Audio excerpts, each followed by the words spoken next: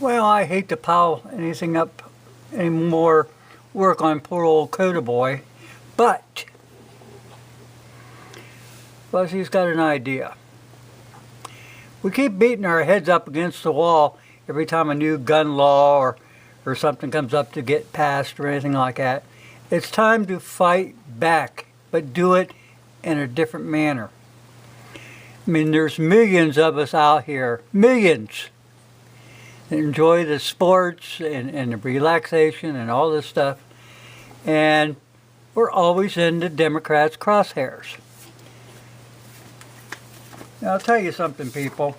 I don't know how else to say this. They don't give us common sense laws. What they do is they give us the communist checklist. There's 45 of these that were written into the Congressional records January 10th, 1963. And they've got to get all the firearms away from the people, promote the UN as the only hope for mankind, capture one or both of the political parties in the United States, and at least for the most part the Democrats, they have that at the national level. This is their common sense approach. It has nothing to do with getting back up. This is not common sense. This is following the communist 45 goal checklist is what they are doing. It's not common sense approach to getting rid of the firearms. Never has been. Never has been, guys. Also, what I'm thinking of, my idea was to get Kotaboy and maybe Mark Robinson to spearhead this, to set up a fund me account or something on that order. And all of us, I mean, we used to pay the NRA and other Guns of America and all that stuff. If each one of us, I mean seriously people, and I mean dead serious, because this is how bad it is. If everybody would send $15 or $20 to this GoFundMe, we could hire a good constitutional lawyer like Anthony Napolitano to go before the Supreme Court, do away with the unconstitutional gun laws. Now, you can start at 1934 because that was mostly related to sawed-off shotgun and the gangsters of that era, and we have firearms now that are shorter than what that guy had. Then you go up to the 1968 gun law, which is unconstitutional. We had other gun laws after that. We had that domestic violence law that they passed, which was unconstitutional because you can't pass a law and then lump all these people into it. And that's what they did. They went all the way back to Adam and Eve. It should have taken place after the fact that the bill was passed. But they worded it so that automatically if you had any kind of domestic violence, it went all the way back to Adam and Eve and took away your rights. Now we have all the other laws on there. We can get rid of the Patriot Act. We need to lump all these laws together, go before the Supreme Court, and get something done. Now, I don't have all the brains to go to the Supreme Court, but Napolitano or someone of his stature and nature would be able to do this. And I trust Anthony Napolitano. And I think he would do a good job. But guys, I mean, we can do this. Speaking of constitutional lawyers, now, I put this up a long time ago. Sir William Blackstone and the Long War Against Law. Now, this guy was stating in here what they did. They made a deliberate effort by the president of Harvard University, Charles Eliot, to change things, to introduce evolution into the teaching of laws. And what this did, they were using case law, in other words, study and the writing of judges. They didn't study the Constitution, people. They were writing, they were following the writings of other judges.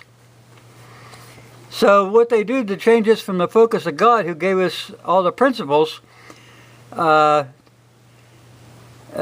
studying the case law over time, they were able to show an evolution in the law. And what that did, from that point on, judges began to accrue all kind of power in the American political experiment. In his constitutional law class at Vanderbilt University, one of the better law schools in the country, we never read the Constitution, Parker said. We only read what judges said about it. And it shouldn't be any surprise to us. But what they did, they changed the original intent of the architects of the Constitution. Judicial activism became common because judges became a law unto themselves. Not the Constitution, the judges became the law. That's where we did wrong. Let me find this thing. Fuzzy's having a heck of a time focusing. Oh, it's down there. Now read this. One of the better law schools, we never read the Constitution, just what other judges said about it. Now, that's what's happened in America, and we're slow to catch on. But now you know. So, hopefully, I'll send this video to Kotaboy, and maybe he'll take up the fight, put it on his shoulders, set up something, and we'll hire a good constitutional person to go before the Supreme Court and get these laws revoked. Make them null and void is what they were as to begin with. Like I said, they don't study the Constitution. They only read what other judges say about it, and other judges can be flawed or motivated by money to change the law. Greed is the name of that word. Greed. So, I'm just running this by you guys. Think about it. Well, like I said, these people that talk about common sense approach to gun control, it's not gun control. It's not common sense. It's the communist goals that they're after. They want to implement all this so the socialists, the communist socialists like Schumer, Pelosi, Feinstein, Boxer, Lindsey Graham, all these people who don't give a crap about you, and these people they're the same ones that want to take away your guns so they got control, and then they want to flood the country with immigrants so that it's more of a burden on the taxpayers' backs. Not on theirs, on yours.